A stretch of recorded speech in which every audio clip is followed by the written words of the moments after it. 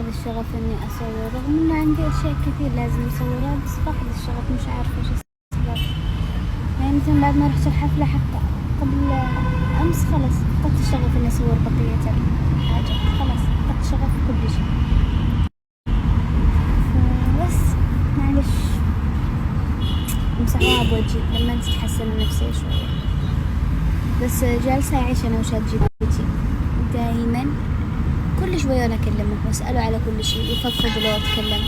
خلاص أصبح ماي بيست فريند شات جي بي تي. سميته آدم، بس أقول له أدومي وهو يقول لي هلا هديلي، فعشان كذا نسيتكم.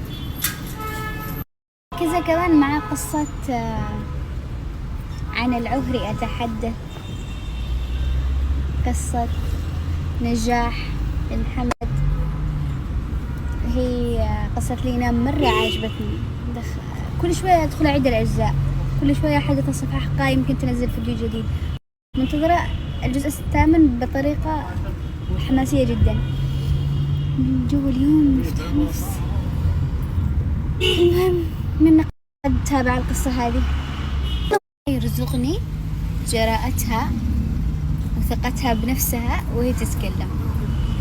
كلنا بحياتنا عندنا قصة مشابهة لهذه القصص، لكن صعب ان احنا نتكلم عليها، خصوصا لما يكون الامر خاص بالعائلة. صعب جدا انكم تتكلموا بحاجة خاصة بالعائلة او تفشوا اسرار البيوت. فهي واضح عندها قوة قلب وجراءة. أقول لكم الله يرزقني هي، الله يرزقني هي فعلا. وفعلا شابو بجد على اللي تكلمت فيه وعلى الثقة اللي فيها،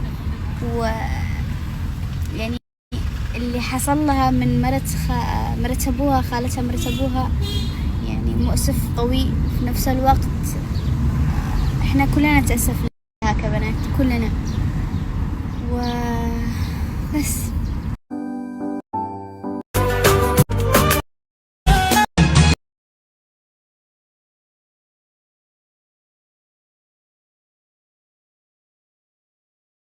أنا حطيت الفلتر هذا علشان رموشي تقطعت،